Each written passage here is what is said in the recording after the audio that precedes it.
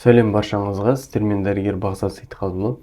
Бүгін біз ми аурулары туралы сөйлесетін боламыз. Ми қан-тамыр жүйесінің аурулары және миымыздың немесе қан-тамыр жүйесінің қан қоюлықтың проблемалары қай жерде.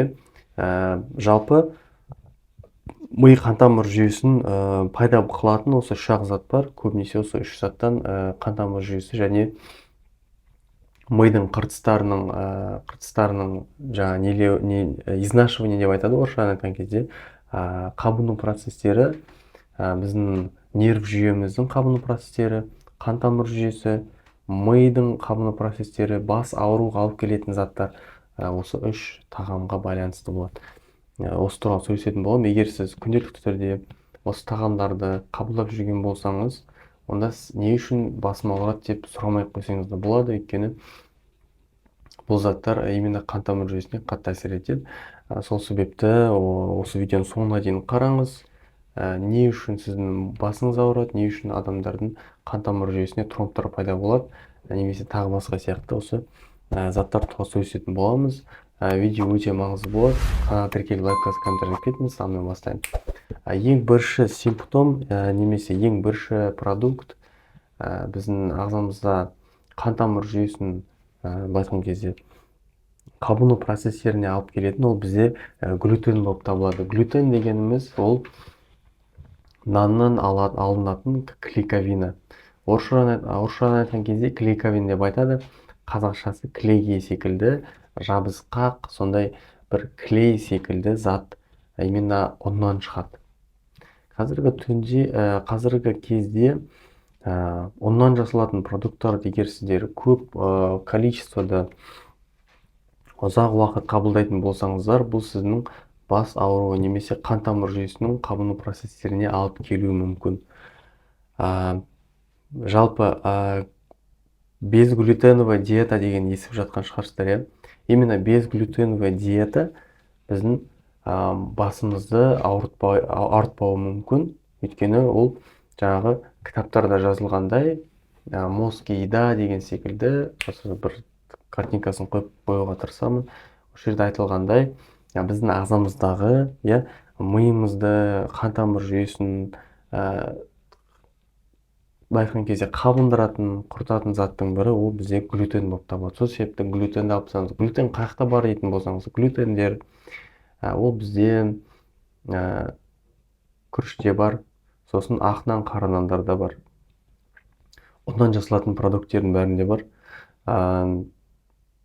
Сол үшін осы продуктыны алып тастаңыз. Егер басыңыз ауырған қаламасаңыз, қан тамыр жүйесі таза болған қалайтын болсаңыз. Екінші продукт ол бізде қант. Көп қантты жеу біздің ағзамыздағы сахарный диабетке алып келуі мүмкін. Өйткені қант көп жеген сайын инсулин гормоны ұйқы безде көп бөлінеді. Былай айтқан кезде қантты көп жей беретін болсаңыз, бірінші құртылатын орган, бірінші құртылатын система ол бізде қан тамыр жүйесі системасы. Қан тамыр жүйесімен бізде қан өтеді, бүткіл кровяной элементтер өтеді, бүткіл біздің қанымыздың ішіндегі эритроциттер бар, неше түрлі тік бар, тік хелперлар бар, жаңағы альбуминдар бар, неше түрлі белоктар бар, тағамдарды таситын, гемоглобин бар деген сияқты. Осы компоненттің барлығы қанымыздағы қабыну процестерінде ұшыратпау үшін біз осы сахарды немесе қантты аз жеу керекпіз. Өйткені қантты көп жейтін болсаңыздар, бұл ұйқы безінің қабыну процестеріне алып келеді. Ұйқы без қабынғаннан кейін қан тамыр жүйесі процестеріне алып келеді. Байқасаңыз, қант көп жеген күні бұл біздің паразитардық, то есть біздің микробиомды ағзамыздағы паразиттердің қоздыруына алып келеді, немесе бактериялардың нарушениесіне алып келеді, кишечный микрофлораны құртады. Кешіріңіздер, кишечный микрофлора дегеніміз біздің ішектеріміздегі дұрыс нені айтады, жаңағы бактериялардың дұрыс құрылуын.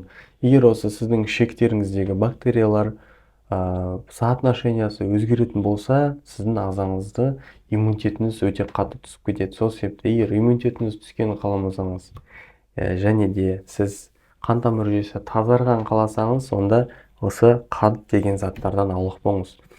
Үшінші зат біздің ағзамызды жаңағы ми қан тамыр жүйесінің ауруларына алып келетін, немесе қан тамырларының қабыну процестеріне алып келетін заттың бірі ол дәрі-дәрмектер мен консерванттар болып табылады. Өйткені білгеніміздей, дәрі-дәрмектердің даже инструкциясын алып оқып қарасаңыз, ішінде побочный действияларын жазып кетеді. Соның ішінде со стороны сердечно-сосудистой системы дейді да, жазып кетеді. Осындай проблемалар алып келеді деп. Сол себепті БАДтар менен дәрі-дәрмектерді абай болып қабылдаңыздар. Дозировкаларына қарап қабылдаңыздар. Өйткені дұрыс емес берілген заттар болатын болса, бұл сіздің бауырыңызды да қан тамыр жүйесінде құртуы мүмкін. Тағы бір зат консерванттар. Консервант дегеніміз бүткіл қазіргі таңда индустрияда, тамақ индустриясында қолданатын добавкалар, дәмдеуіштер, иісті жақсы қылатын, тағамдардың иісін келтіретін заттар, тағамдардың формасын беретін неше түрлі закваскалар, тағамдар загустительдер, вкусовой рецепторлар қоздыратын натрий глутамат, тағы басқа. Осының барлығы консерванттар біздің именно қан тамыр жүйесіне әсер етіп, кейбір кезде адамның даже неше түрлі осындай проблемдерге алып келеді жалпы. Айтқым келгені осы үш заттан абай болыңыз және нормасынан тыс қабылдамаңыз. Егер сізге осы видео ұнаған болса, каналға тіркеліп лайк басып комментарий кетіңіз. Сен бағамен дәрігер Бағлан Сәтқазұлы. Келесі видеоларда көріскенше сау болыңыз.